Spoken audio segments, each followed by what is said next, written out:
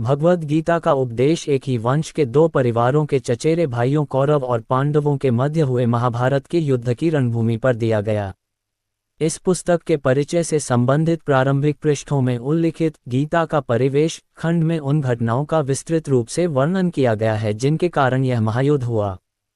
भगवद गीता का प्रकटीकरण राजा धृतराष्ट्र और उसके मंत्री संजय के बीच हुए वार्तालाप से आरंभ होता है। चूंकि धृतराष्ट्र नेत्रहीन था इसलिए वह व्यक्तिगत रूप से युद्ध में उपस्थित नहीं हो सका।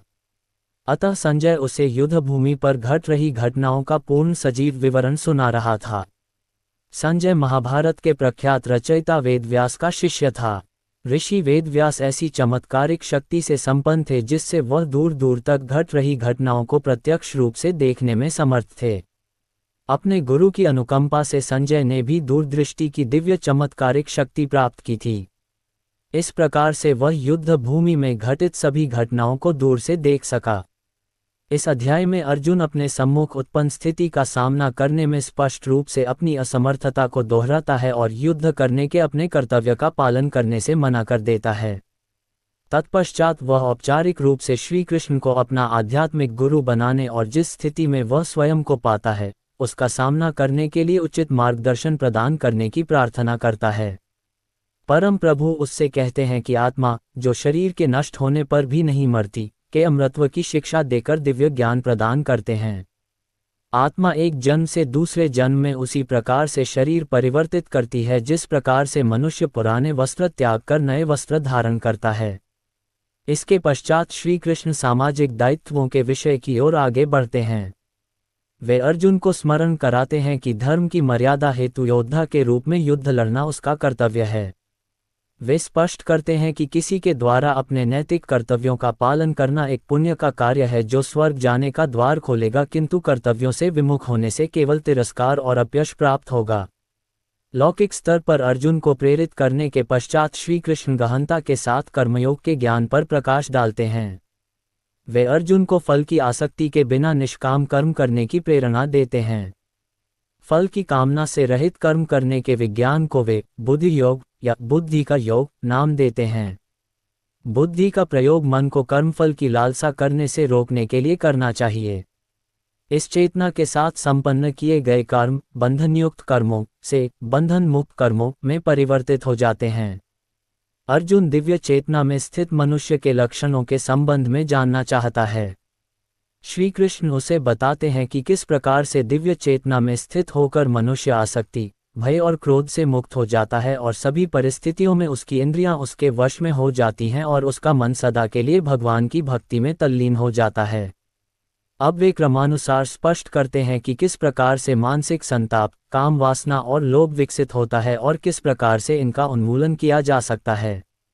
इस अध्याय में श्री कृष्ण ये समझाते हैं कि सभी जीव अपनी स्वाभाविक प्रकृति के गुणों के कारण कार्य करने के लिए बाध्य होते हैं और कोई भी प्राणी एक क्षण के लिए भी अकर्मा नहीं रह सकता।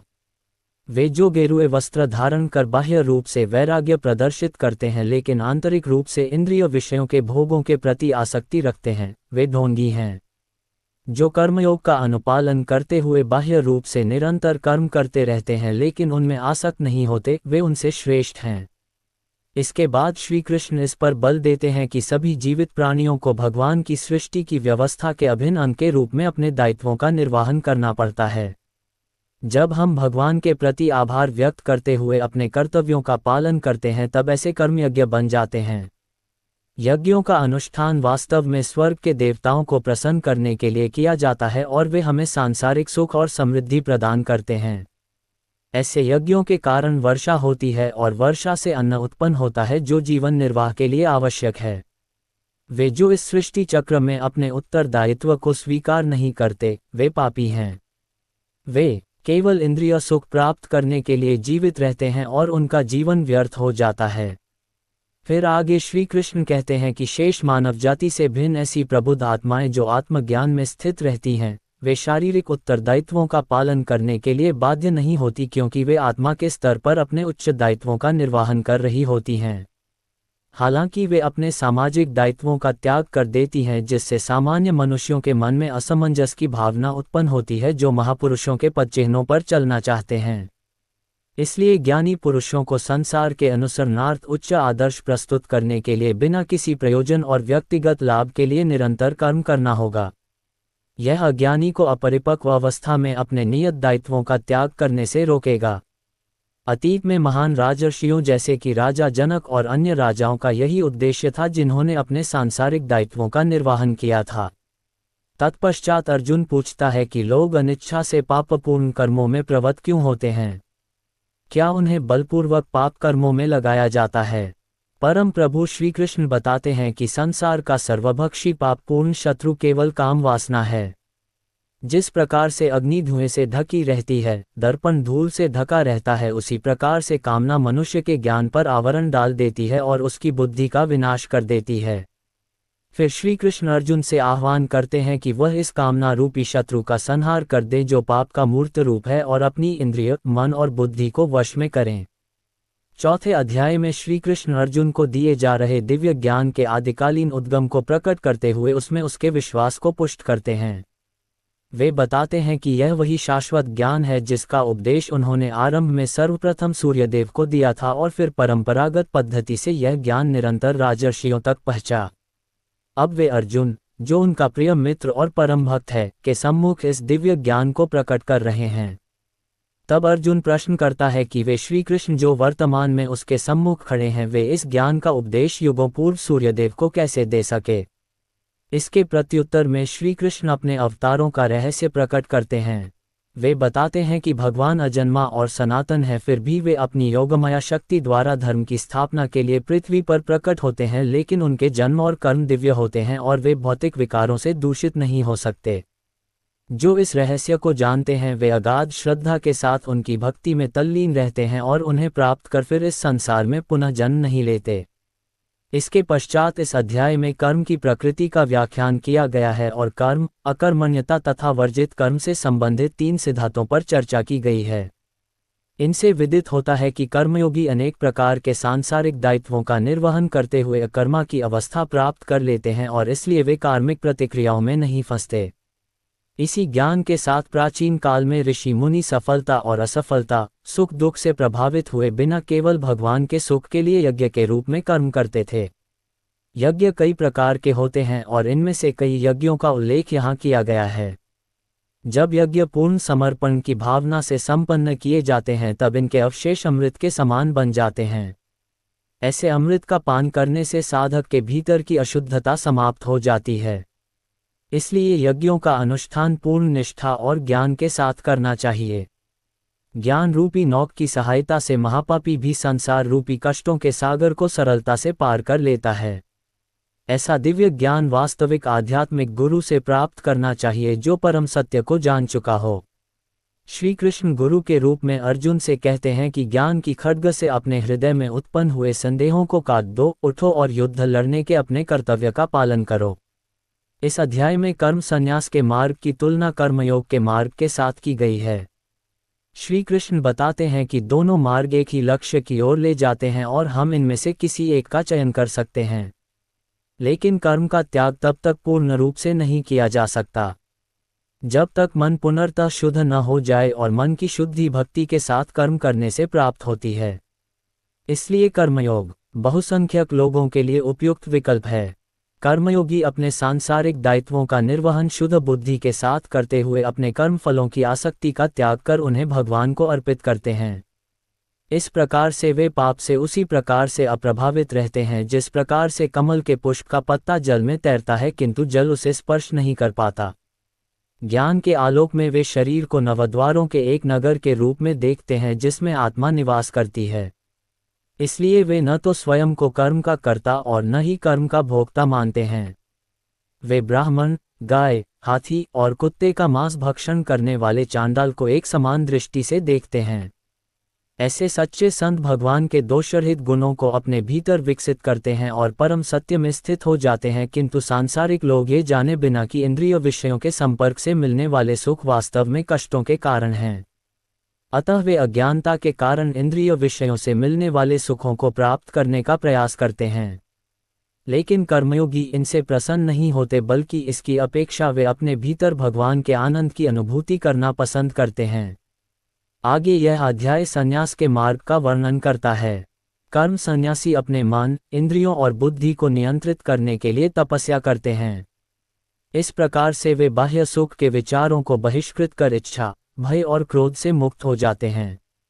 तब फिर वे भगवान की भक्ति के साथ अपनी तपस्या को संपूर्ण करते हैं और चिरस्थायी शांति प्राप्त करते हैं। श्री कृष्ण कर्मयोग और कर्म संन्यास के तुलनात्मक मूल्यांकन के अनुक्रम को 5वें अध्याय से इस 6ठे अध्याय में भी जारी रखते हैं और पहले वाले मार्ग के अनुसरण की संस्तुति करते हैं। जब हम समर्पण के साथ कार्य करते हैं तब इससे हमारा मन शुद्ध हो जाता है और हमारी आध्यात्मिक अनुभूति गहन हो जाती है। फिर जब मन शांत हो जाता है तब साधना उत्थान का मुख्य साधन बन जाती है। ध्यान द्वारा योगी मन को वश में करने का प्रयास करते हैं, क्योंकि अप्रशिक्षित मन हमारा बुरा शत्रु है और प्रशिक्षित मन हमारा प्रिय मित्र है। श्री कृष्ण अर्जुन को सावधान करते हैं कि कठोर तप में लीन रहने से कोई सफलता प्राप्त नहीं कर सकता और इसलिए मनुष्य को अपने खान पान, कार्यकलापों, अमोद प्रमोद और निद्रा को संतुलित रखना चाहिए। आगे फिर वे मन को भगवान में एकीकृत करने के लिए साधना का वर्णन करते हैं। जिस प्रकार से वायु रहित स्थान पर रखे दीपक की ज्वाला में झिलमिलाहट नहीं होती, ठीक उसी प्रकार साधक को मन साधना में स्थिर रखना चाहिए। वास्तव में मन को वश में करना कठिन है, लेकिन अभ्यास और विरक्ति द्वारा इसे नियंत्रित किया जा सकता है।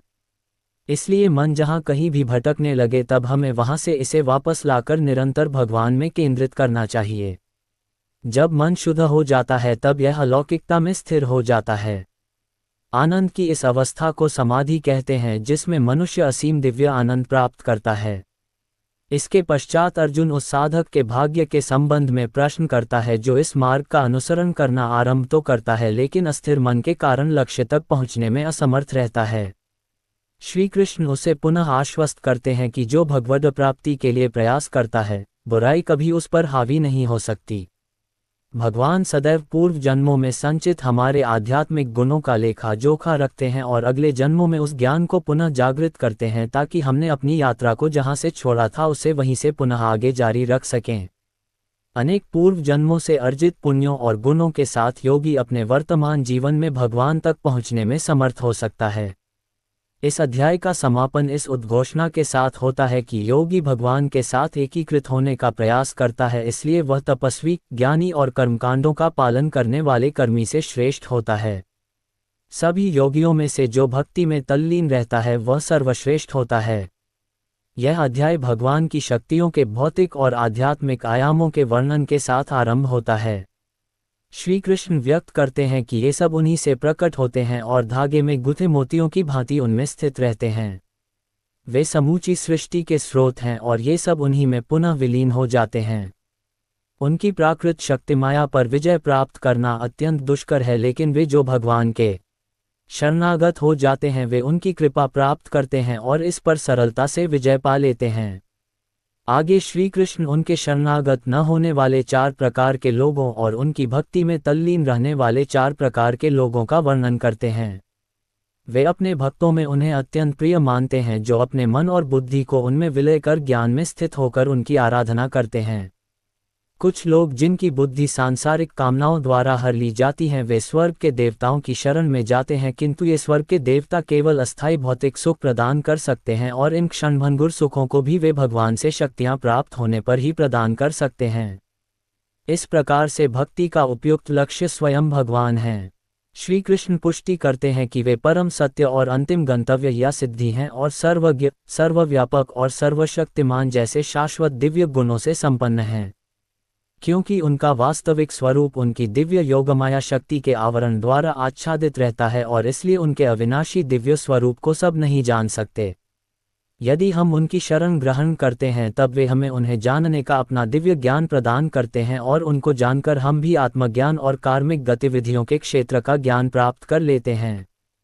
यह अध्याय संक्षेप में कुछ महत्वपूर्ण शब्दों और अवधारणाओं का वर्णन करता है जिनका उपनिषदों में विस्तार से उल्लेख किया गया है। इसमें यह वर्णन भी किया गया है कि मृत्यु के पश्चात आत्मा के गंतव्य का निर्धारण किस प्रकार से होता है। देह का त्याग करते समय यदि हम भगवान का स्मरण करते हैं तब हम निश्चित रूप से उसे पालेंगे।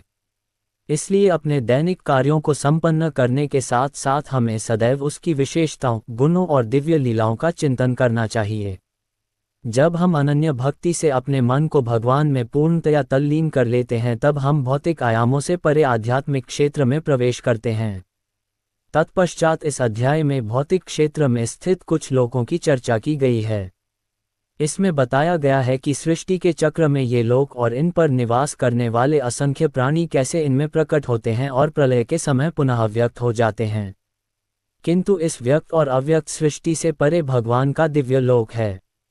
वे जो प्रकाश के मार्ग का अनुसरण करते हैं वे अंततः दिव्य लोक में पहुंचते हैं और फिर कभी नश्वर संसार में लौट कर नहीं आते, जबकि अंधकार के मार्ग का अनुसरण करने वाले लोग जन्म, रोग, बुढ़ापे और मृत्यु के अनंत चक्रों में देहांतरण करते रहते हैं।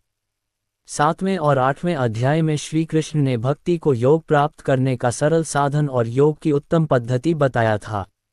9वें अध्याय में उन्होंने अपनी परम महिमा का व्याख्यान किया है जिससे विस्मय, श्रद्धा और भक्ति उत्पन्न होती है। वे ये बोध कराते हैं कि यद्यपि वे अर्जुन के सम्मुख साकार रूप में खड़े हैं किंतु उन्हें मनुष्य के रूप में मानने की दुर्भावना धारण नहीं करनी चाहिए।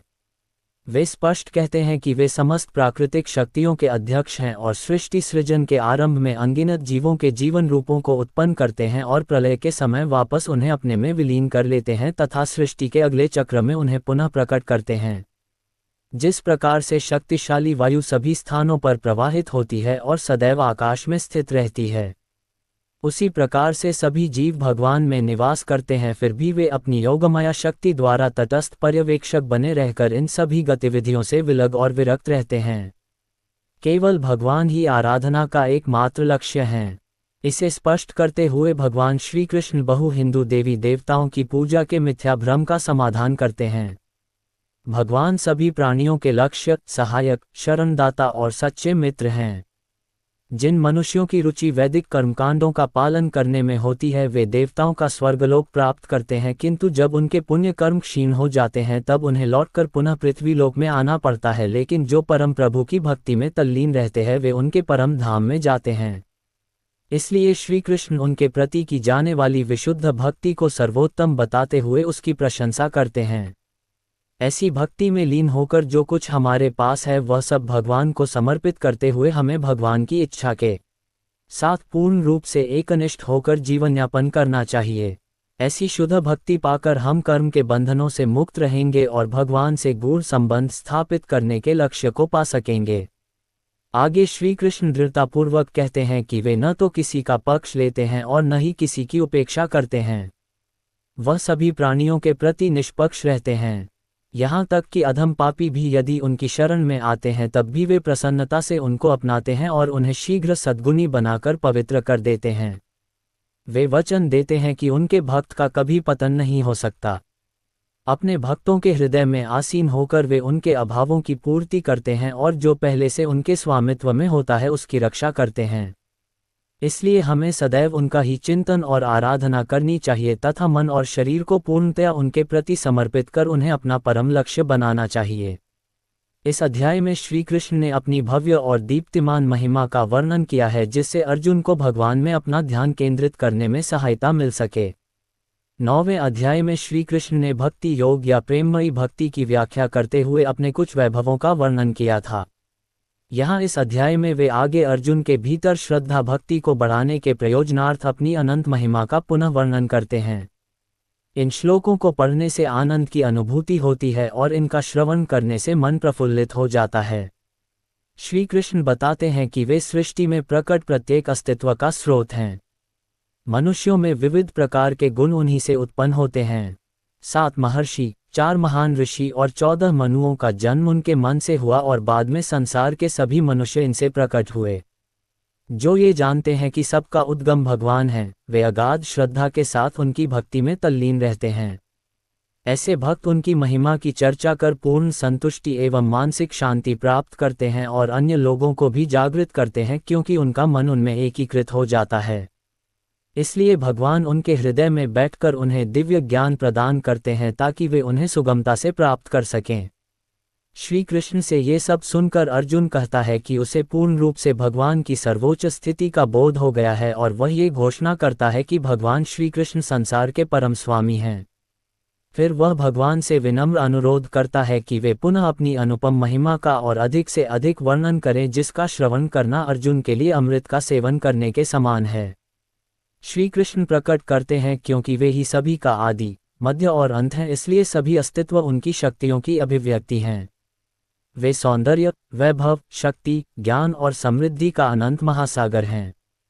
जब हम कहीं किसी असाधारण ज्योति को देखते हैं जो हमारी कल्पना को हर्षोन्माद कर देती है और हमें आनंद में निमग्न कर देती है, तब हमें उसे और कुछ न मानकर भगवान की महिमा का स्फुलिंग मानना चाहिए। वे ऐसे विद्युत ग्रह के समान हैं जहां से मानव जाति के साथ साथ ब्रह्मांड में सभी पदार्थ अपनी ऊर्जा प्राप्त करते हैं। तत्पश्चात शेष अध्याय में वे उन सभी श्रेष्ठ पदार्थों, व्यक्तित्वों और क्रियाओं का मनमोहक वर्णन करते हैं जो उनके विशाल वैभव को प्रदर्शित करते हैं। इस प्रकार से वे ये कहकर इस सुंदर अध्याय का समापन करते हैं कि उन्होंने अभी तक अपनी जिस अनुपम महिमा का वर्णन किया है उससे उनकी अनंत महिमा के महत्व का अनुमान नहीं लगाया जा सकता, क्योंकि वे ही अनंत ब्रह्मांडों को अपने दिव्य स्वरूप के एक अंश के रूप में धारण किए हुए हैं। इसलिए हम मानवों को भगवान, जो सभी प्रकार के वैभवों का स्रोत हैं, उन्हें ही अपनी आराधना का लक्ष्य मानना चाहिए। पिछले अध्याय में श्री कृष्ण ने अर्जुन की भक्ति को पोषित और प्रगाढ़ करने के लिए अपनी दिव्य विभूतियों का वर्णन किया था। अध्याय के अंत में वे स्पष्ट रूप से अपने असीम विश्व रूप का उल्लेख करते हुए कहते हैं कि उसमें दिखाई देने वाले सभी सौंदर्य, ऐश्वर्य, तेज और शक्तियों को उनके तेज का स्फुलिंग मानो। इस अध्याय में अर्जुन श्री कृष्ण से प्रार्थना करता है कि वे उसे अपने विश्व रूप या सभी ब्रह्मांडों में व्याप्त अपने अनंत ब्रह्मांडीय विराट रूप का दर्शन कराएं। तब श्री कृष्ण उस पर कृपा करते हुए उसे अपनी दिव्य दृष्टि प्रदान करते हैं, जिसे प्राप्त कर अर्जुन देवों के देव श्री कृष्ण के शरीर में संपूर्ण सृष्टि का अवलोकन करता है। फिर वह भगवान के अद्भुत अनंत स्वरूप में अनगणित मुख, आंखें, भुजाएं, उदर देखता है। उनके विराट रूप का कोई आदि और अंत नहीं है और वह प्रत्येक दिशा में अपरिमित रूप से बढ़ रहा है। उस रूप का तेज आकाश में एक साथ चमकने वाले 100 सूर्यों के प्रकाश से अधिक है। उस विराट रूप को देखकर अर्जुन के शरीर के रोमकूप सिहरने लगे। वह देखता है कि भगवान के नियम के भय से तीनों लोग भय से कांप रहे हैं। उसने देखा कि स्वर्ग के सभी देवता भगवान में प्रवेश कर उनकी शरण ग्रहण कर रहे हैं और सिद्धजन पवित्र वैदिक मंत्रों, प्रार्थनाओं और स्तोत्रों का पाठ कर भगवान की स्तुति कर रहे हैं। आगे अर्जुन कहता है कि वह धृतराष्ट्र के सभी पुत्रों को उनके सहयोगी राजाओं सहित उनके मुख में प्रवेश करते हुए उसी प्रकार से देख रहा है जैसे पतंगा तीव्र गति से अग्नि की ज्वाला में प्रवेश कर अपना विनाश करता है। तब अर्जुन स्वीकार करता है कि भगवान के विश्व रूप को देखकर उसका हृदय भय से कांप रहा है और उसने अपना मानसिक संतुलन खो दिया है।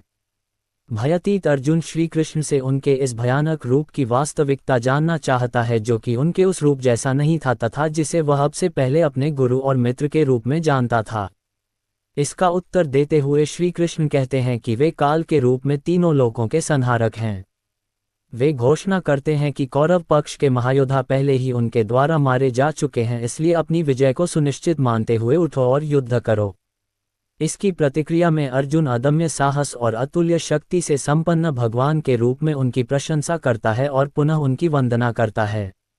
वह कहता है कि यदि दीर्घकालीन मित्रता के दौरान श्री कृष्ण को केवल मानव के रूप में देखने के कारण उपेक्षित भाव से भूलवश उससे उनके प्रति कोई अपराध हो गया हो तो वे उसे क्षमा कर दें। वह उन्हें उस पर दया कर उन्हें एक बार पुनः अपना आनंदमयी भगवान का रूप दिखाने की प्रार्थना करता है। श्री कृष्ण उसकी प्रार्थना को स्वीकार करते हुए पहले अपना चतुर्भुज नारायण रूप और तत्पश्चात अपना 2 भुजाओं वाला मनोहारी पुरुषोत्तम रूप धारण करते हैं। वे अर्जुन को बताते हैं कि अर्जुन भगवान के जिस विश्वरूप को देख चुका है उसका दर्शन करना अत्यंत कठिन है। वेदों के अध्ययन करने से उनके साकार रूप को देखा नहीं जा सकता। उनके साकार रूप को न तो वेदों के अध्ययन द्वारा और न ही तपस्या, दान या अग्निहोत्र यज्ञों द्वारा देखा जा सकता है। लेकिन अर्जुन, मैं जिस रूप में तुम्हारे समक्ष खड़ा हूँ उसे केवल विशुद्ध और अनन्य भक्ति से देखा जा सकता है और उसमें एकीकृत हुआ जा सकता है। इस छोटे अध्याय में आध्यात्मिक साधनाओं के अन्य मार्गों की अपेक्षा भक्ति मार्ग की सर्वोत्कृष्टता के महत्व पर प्रकाश डाला गया है। इसका प्रारंभ अर्जुन द्वारा श्री कृष्ण से पूछे गए इस प्रश्न से होता है कि वह योग में किन्हें पूर्ण माने, क्या जो भगवान की साकार रूप में भक्ति करते हैं या वे जो निराकार ब्रह्म की उपासना करते हैं। इसका उत्तर देते हुए श्री कृष्ण कहते हैं कि दोनों मार्ग भगवद प्राप्ति की ओर ले जाते हैं, किंतु वे उनकी साकार रूप की पूजा करने वाले भक्त का श्रेष्ठ योगी के रूप में सम्मान करते हैं। वे स्पष्ट करते हुए कहते हैं कि मायाबद्ध देहधारियों के लिए उनके निराकार अव्यक्त रूप की आराधना करना कष्टदायक और अत्यंत कठिन है, जबकि साकार रूप की आराधना करने वाले भक्त अपनी चेतना के साथ भगवान में विलीन हो जाते हैं और उनके प्रत्येक कर्म भगवान को समर्पित होते हैं तथा वे शीघ्रता से जीवन मरण के बंधनों से मुक्त हो जाते हैं। इसलिए श्री कृष्ण अर्जुन को अपनी बुद्धि उन्हें समर्पित करने और अपने मन को केवल उनकी प्रेममयी भक्ति में स्थिर करने के लिए कहते हैं। किंतु ऐसा प्रेम प्रायः संघर्षमयी आत्मा लभ्य नहीं होता। इसलिए श्री कृष्ण अन्य विकल्प देते हुए कहते हैं कि यदि अर्जुन तुरंत अपने मन को पूर्ण रूप से भगवान में एकाग्र करने की अवस्था प्राप्त नहीं कर सकता, तब उसे निरंतर अभ्यास द्वारा पूर्णता की अवस्था को प्राप्त करने का प्रयास करना चाहिए। भक्ति कोई रहस्यमयी उपहार नहीं है, इसे निरंतर प्रयास से पोषित किया जा सकता है। यदि अर्जुन इतना भी नहीं कर सकता तब भी उसे पराजय स्वीकार नहीं करनी चाहिए, अपितु इसके विपरीत उसे केवल श्री कृष्ण के सुख के लिए अपने कर्तव्यों का पालन करना चाहिए। यदि उसके लिए ऐसा करना भी संभव नहीं है तब उसे अपने कर्मफलों का त्याग कर देना चाहिए और अपनी आत्मा में स्थित हो जाना चाहिए। अब श्री कृष्ण बताते हैं कि लौकिक कर्मों से श्रेष्ठ ज्ञान अर्जन करना है और ज्ञान अर्जन से श्रेष्ठ ध्यान है और ध्यान से श्रेष्ठ कर्म फलों का त्याग करना है, जो तुरंत परम शांति प्राप्त करने के मार्ग की ओर ले जाता है। इस अध्याय के शेष श्लोकों में उनके प्रिय भक्तों के अद्भुत गुणों का वर्णन किया गया है जो भगवान को अत्यंत प्रिय हैं। भगवद गीता में कुल 18 अध्याय हैं। इनका 3 खंडों में संपादन किया गया है। प्रथम खंड के 6 अध्यायों में कर्मयोग का वर्णन किया गया है। दूसरे खंड में भक्ति की महिमा और भक्ति को पोषित करने का वर्णन हुआ है। ये भगवान के ऐश्वर्यों की ओर भी ध्यान आकर्षित करता है। तीसरे खंड के 6 अध्यायों में तत्व ज्ञान पर व्याख्या की गई है। ये तीसरे खंड के अध्यायों का प्रथम अध्याय है। ये 2 शब्दों क्षेत्र शरीर और क्षेत्रज्ञ शरीर का ज्ञाता से परिचित कराता है। हम शरीर को क्षेत्र के रूप में और शरीर में निवास करने वाली आत्मा को शरीर के ज्ञाता के रूप में स्वीकार कर सकते हैं, लेकिन यह एक सरलीकरण है क्योंकि क्षेत्र का अर्थ वास्तव में अधिक व्यापक है। इसमें मन, बुद्धि, अहंकार और माया प्राकृत शक्ति के अन्य सभी घटक भी सम्मिलित हैं जिनसे हमारा व्यक्तित्व निर्मित होता है। व्यापक ज्ञान के आधार पर देह के क्षेत्र में आत्मा को छोड़कर, जो कि शरीर की ज्ञाता है, हमारे व्यक्तित्व के सभी पहलू सम्मिलित हैं। जिस प्रकार किसान खेत में बीज बोकर खेती करता है, इसी प्रकार से हम अपने शरीर को शुभ अशुभ विचारों और कर्मों से पोषित करते हैं और परिणाम स्वरूप अपना भाग्य बनाते हैं। महात्मा बुद्ध ने यह व्याख्या की है, हम जो सोचते हैं वही हमारे सामने परिणाम के रूप में आता है, इसलिए हम जैसे सोचते हैं वैसे बन जाते हैं।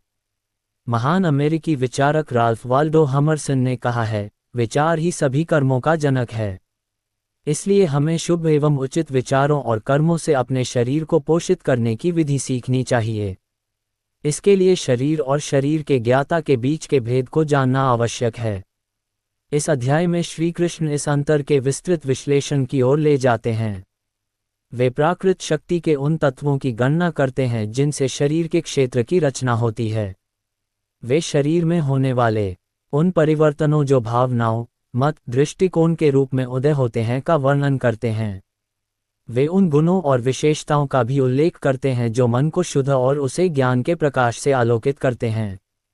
ऐसे ज्ञान से आत्मा के ज्ञान की अनुभूति करने में सहायता मिलती है जो शरीर की ज्ञाता है।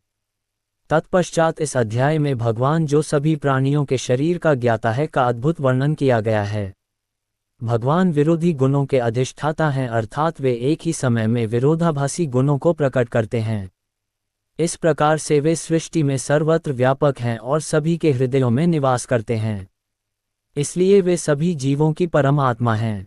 आत्मा, परमात्मा और भौतिक शक्ति का वर्णन करने के पश्चात श्री कृष्ण आगे यह व्याख्या करते हैं कि जीवों द्वारा किए जाने वाले कर्मों के लिए इनमें से कौन उत्तरदायी है और पूरे संसार में इनके कारण और परिणाम के लिए कौन अत्यधिक उत्तरदायी है।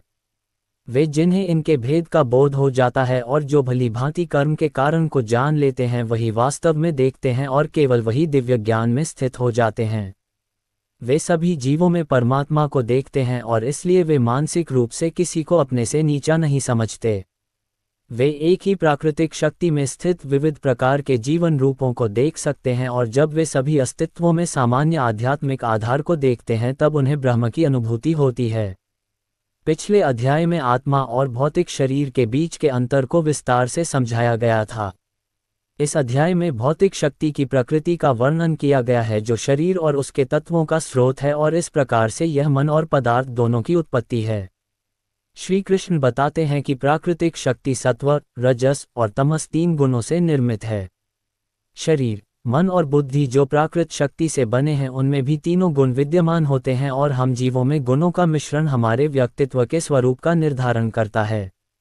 सत्व गुण शांत स्वभाव, सद्गुण और शुद्धता को चित्रित करता है तथा रजोगुण अंतहीन कामनाओं और सांसारिक आकर्षणों के लिए अतृप्त महत्वाकांक्षाओं को बढ़ाता है एवं तमोगुण भ्रम, आलस्य, नशे और निद्रा का कारण है। जब तक आत्मा जागृत नहीं होती तब तक उसे प्राकृतिक शक्ति की प्रबल शक्तियों से निपटना सीखना चाहिए। मुक्ति इन 3 गुणों से परे है। आगे श्री कृष्ण इन गुणों के बंधनों को काटने का एक सरल उपाय बताते हैं। परम शक्तिशाली भगवान इन तीनों गुणों से परे अर्थात गुणातीत हैं। यदि हम मन को उनमें अनुरक्त करते हैं तब हमारा मन भी दिव्यता की अवस्था की ओर बढ़ता है। इस बिंदु पर अर्जुन 3 गुणों से परे होने की अवस्था प्राप्त व्यक्तियों के गुण विशेषताओं के संबंध में पूछता है। तब श्री कृष्ण सहानुभूतिपूर्वक ऐसी प्रबुद्ध आत्माओं के लक्षणों का निरूपण करते हैं। वे बताते हैं कि प्रबुद्ध मनुष्य सदैव संतुलित रहते हैं और वे संसार में 3 गुणों के कार्यान्वयन को देखकर व्यक्तियों, पदार्थों तथा परिस्थितियों में प्रकट होने वाले उनके प्रभाव से विचलित नहीं होते। वे सभी पदार्थों को भगवान की शक्ति की अभिव्यक्ति के रूप में देखते हैं जो अंततः उनके नियंत्रण में होती है। इसलिए सांसारिक परिस्थितियां न तो उन्हें हर्षित और न ही उन्हें दुखी कर सकती हैं। इस प्रकार बिना विचलित हुए वे अपनी आत्मा में स्थित रहते हैं। श्री कृष्ण हमें पुनः भक्ति की महिमा और हमें 3 गुणों से परे ले जाने की इसकी क्षमता का स्मरण कराते हुए इस अध्याय का समापन करते हैं। पिछले अध्याय में श्री कृष्ण ने स्पष्ट किया था कि प्राकृत शक्ति के 3 गुणों से गुणातीत होकर ही कोई अपने दिव्य लक्ष्य को प्राप्त कर सकता है। उन्होंने ये भी प्रकट किया था कि इन गुणों से परे जाने का सबसे उत्तम उपाय भगवान की अनन्य भक्ति में तल्लीन होना है। ऐसी भक्ति में तल्लीन होने के लिए हमें मन को संसार से विरक्त कर उसे केवल भगवान में अनुरक्त करना होगा। इसलिए संसार की प्रकृति को समझना अति आवश्यक है। इस अध्याय में श्री कृष्ण अर्जुन की संसार के प्रति विरक्ति विकसित करने में उसकी सहायतार्थ उसे भौतिक संसार की प्रकृति को प्रतीकात्मक शैली में समझाते हैं। वे भौतिक संसार की तुलना ऊपर से नीचे अश्वत्थ, बरगद के वृक्ष से करते हैं। देहधारी आत्मा इस वृक्ष की उत्पत्ति के स्रोत और यह कब से अस्तित्व में है और कैसे बढ़ रहा है को समझे बिना एक जन्म से दूसरे जन्म में इस वृक्ष की शाखाओं के ऊपर नीचे घूमती रहती है। इस वृक्ष की जड़ें ऊपर की ओर होती हैं क्योंकि इसका स्रोत भगवान में है। वेदों में वर्णित सकौम कर्मफल इसके पत्तों के समान हैं। इस वृक्ष को प्राकृत शक्ति के 3 गुणों से सींचा जाता है। ये गुण इंद्रिय विषयों को जन्म देते हैं जो कि वृक्ष की ऊपर लगी कोम्पलों के समान हैं। कोम्पलों से वायवीय जड़ें फूटकर प्रसारित होती हैं जिससे वृक्ष और अधिक विकसित होता है। इस अध्याय में इस प्रतीकात्मकता को विस्तृत रूप से वर्णित किया गया है जिससे कि यह ज्ञात हो सके कि कैसे देहधारी आत्मा इस वृक्ष के भौतिक अस्तित्व की प्रकृति की अज्ञानता के कारण निरंतर संसार के बंधनों में फंसी रहकर भौतिक जगत के कष्ट सहन कर रही है। इसलिए श्री कृष्ण समझाते हैं कि विरक्ति की कुल्हाड़ी से इस वृक्ष को काट डालना चाहिए। तब फिर हमें वृक्ष के आधार की खोज करनी चाहिए जो कि स्वयं परमेश्वर हैं। परम स्रोत भगवान को खोजकर हमें इस अध्याय में वर्णित पद्धति के अनुसार उनकी शरणागति ग्रहण करनी होगी और तभी हम भगवान के दिव्य लोक को पा सकेंगे जहां से हम पुनः इस लौकिक संसार में नहीं लौटेंगे। श्री कृष्ण आगे वर्णन करते हैं कि उनका अभिन्न अंश होने के कारण इस संसार में जीवात्माएं किस प्रकार से दिव्य हैं, किंतु माया शक्ति के बंधन के कारण वे मन सहित 6 इंद्रियों के साथ संघर्ष करती रहती हैं। वे स्पष्ट करते हैं कि यद्यपि आत्मा दिव्य है किंतु फिर भी वह किस प्रकार से इंद्रिय विषयों के भोग का आनंद लेती है। श्री कृष्ण ये भी बताते हैं कि मृत्यु होने पर आत्मा अपने वर्तमान जीवन के मन और सूक्ष्म इंद्रियों सहित किस प्रकार से नए शरीर में देहांतरण करती है। अज्ञानी न तो शरीर में आत्मा की उपस्थिति को अनुभव करते हैं और न ही मृत्यु होने पर उन्हें आत्मा के देह को त्यागने का आभास होता है, किंतु योगी ज्ञान चक्षुओं और मन की शुद्धता के साथ इसका अनुभव करते हैं। इसी प्रकार से भगवान भी अपनी सृष्टि में व्याप्त हैं, लेकिन ज्ञान चक्षुओं से ही उनकी उपस्थिति को अनुभव किया जा सकता है।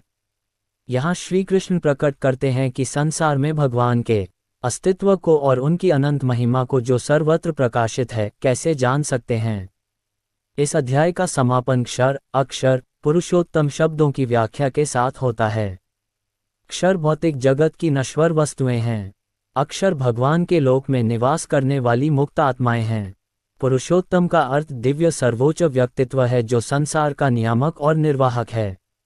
वह विनाशकारी और अविनाशी पदार्थों से परे है। हमें अपना सर्वस्व उस पर न्योछावर करते हुए उसकी आराधना करनी चाहिए। इस अध्याय में श्री कृष्ण मनुष्यों में दैवीय और आसुरी दो प्रकार की प्रकृति का वर्णन करते हैं।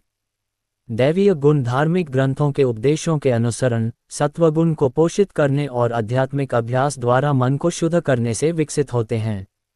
ये दैवीय संपत्ति में वृद्धि की ओर अग्रसर करते हैं और अंततः भगवद प्राप्ति के लक्ष्य तक पहुंचाते हैं। इसके विपरीत संसार में आसुरी प्रवृत्ति भी पाई जाती है, जो मोह अर्थात आसक्ति और अज्ञानता के गुणों की संगति से तथा भौतिक विचारों को अंगीकार करने से विकसित होती है। ये किसी के व्यक्तित्व में प्रतिकूल लक्षणों का पोषण करती है और अंततः आत्मा को नारकीय अस्तित्व में धकेलती है। यह अध्याय दिव्य प्रकृति के दैवीय गुणों से संपन्न पुण्यात्माओं के निरूपण से प्रारंभ होता है। आगे इसमें आसुरी गुणों का वर्णन किया गया है, जिनका अति सतर्कता के साथ त्याग करना चाहिए, क्योंकि ये आगे आत्मा को पुनः अज्ञानता और संसार अर्थात जीवन और मृत्यु के चक्र की ओर खींचते हैं। श्री कृष्ण इस अध्याय का समापन करते हुए कहते हैं कि क्या किया जाना चाहिए और क्या नहीं किया जाना चाहिए, इसका निर्णय करने का अधिकार केवल वेद शास्त्रों का ही माना जाता है, अतः हमें भी वेदों के वाक्यों को स्वीकार करना चाहिए। हमें इन वैदिक शास्त्रों के विधि निषेधों को समझना चाहिए और तदनुसार इस संसार में अपने कार्यों का निष्पादन और दायित्वों का निर्वहन करना चाहिए। 14वें अध्याय में श्री कृष्ण ने प्राकृतिक शक्ति के 3 गुणों की व्याख्या की थी और यह भी समझाया था कि किस प्रकार से ये मनुष्यों पर प्रभाव डालते हैं। इस 17वें अध्याय में श्री कृष्ण विस्तार पूर्वक गुणों के प्रभाव के संबंध में बताते हैं। सर्वप्रथम वह श्रद्धा के विषय पर चर्चा करते हैं और ये बताते हैं कि कोई ऐसा व्यक्ति नहीं है जो श्रद्धा विहीन हो, क्योंकि यह मानवीय प्रकृति का एक अविभाज्य स्वरूप है। लेकिन मन की प्रकृति के अनुसार व्यक्तियों की श्रद्धा सात्विक, राजसिक अथवा तामसिक गुणों के अनुरूप होती है। उनकी श्रद्धा की प्रकृति ही उनकी जीवन शैली का निर्धारण करती है। लोग अपनी रुचि के अनुसार ही अपने भोजन का चयन करते हैं।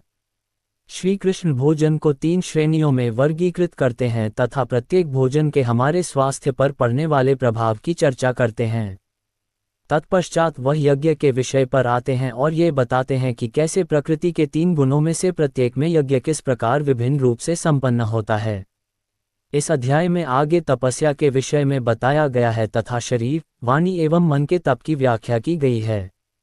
तपस्याओं की श्रेणी में प्रत्येक तपस्या का स्वरूप सत्वगुण, रजोगुण, तमोगुण के प्रभाव के कारण भिन्न होता है। तत्पश्चात दान पर चर्चा की गई है तथा इसके 3 विभागों का वर्णन किया गया है। अंततः श्री कृष्ण 3 गुणों से भी आगे बढ़ते हैं तथा ओम तत्सत शब्दों की प्रासंगिकता तथा अर्थ के विषय पर प्रकाश डालते हैं, जो परम सत्य के विभिन्न रूपों के प्रतीक हैं। ओम शब्दांश ईश्वर के निराकार रूप की अभिव्यक्ति है। तत् शब्दांश का उच्चारण परमपिता परमात्मा को अर्पित की जाने वाली क्रियाओं तथा वैदिक रीतियों के लिए किया जाता है। सत शब्दांश का तात्पर्य सनातन भगवान तथा धर्माचरण से है। एक साथ प्रयोग करने पर ये अलौकिकता की अवधारणा की ओर ले जाते हैं। इस अध्याय का अंत इस बात पर बल देते हुए होता है कि यदि यज्ञ, तप और दान धर्मग्रंथों के विधि निषेधों की उपेक्षा करते हुए किए जाते हैं, तब ये सभी कृत्य निरर्थक सिद्ध होते हैं। भगवद गीता का अंतिम अध्याय सबसे बड़ा है और इसमें कई विषयों को सम्मिलित किया गया है। अर्जुन संस्कृत में प्रायः प्रयुक्त होने वाले 2 शब्दों संन्यास और त्याग के संबंध में प्रश्न पूछने के साथ संन्यास के विषय पर चर्चा प्रारंभ करता है। दोनों शब्द एक ही मूल धातु के हैं जिसका अर्थ परित्याग करना है। सन्यासी वह है जो गृहस्थ जीवन में भाग नहीं लेता और समाज को त्याग कर साधना का अभ्यास करता है। त्यागी वह है जो कर्म में संलग्न रहता है लेकिन कर्म फल का भोग करने की इच्छा का त्याग करता है। यही गीता की वाणी का मुख्य अभिप्राय है। श्री कृष्ण दूसरे प्रकार के त्याग की संतुति करते हैं। वे परामर्श देते हैं कि यज्ञ, दान, तपस्या और कर्तव्य पालन संबंधी कार्यों का कभी त्याग नहीं करना चाहिए क्योंकि ये ज्ञानी को भी शुद्ध करते हैं।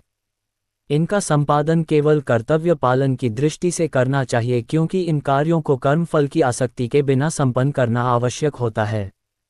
तत्पश्चात श्री कृष्ण 3 कारकों के विस्तृत गहन विश्लेषण की ओर आते हैं जो कर्म के 3 संघटक और कर्मफल में योगदान करने वाले 5 कारकों को प्रेरित करते हैं। वे इनमें से प्रत्येक की 3 गुणों के अंतर्गत विवेचना करते हैं।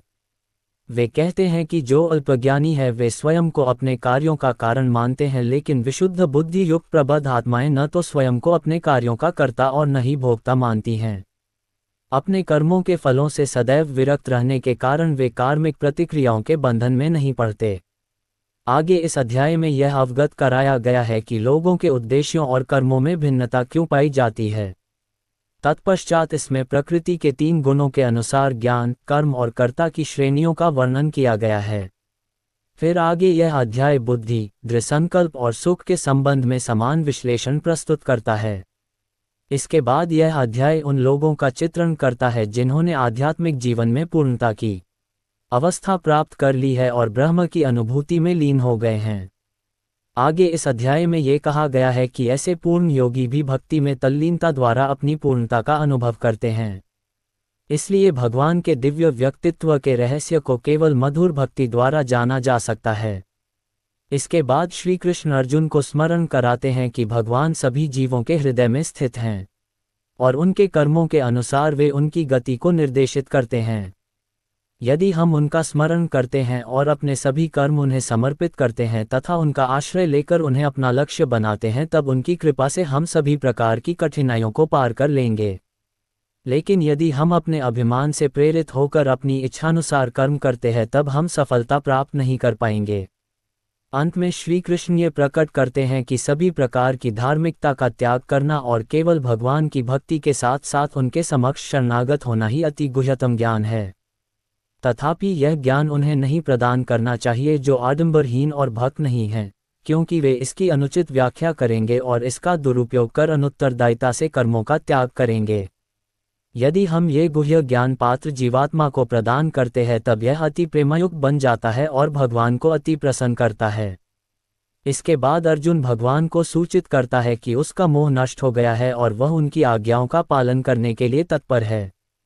अंत में संजय जो नेत्रहीन राजा धृतराष्ट्र को युद्ध भूमि पर भगवान श्री कृष्ण और अर्जुन के बीच हो रहे संवादों को सुना रहा था, व्यक्त करता है कि वह इन संवादों को सुनकर इतना स्तंभित और आश्चर्यचकित है कि जैसे ही वह भगवान के पवित्र संवादों और भगवान के अति विशाल विश्व रूप का स्मरण करता है तब उसके शरीर के रोंगटे खड़े हो जाते हैं।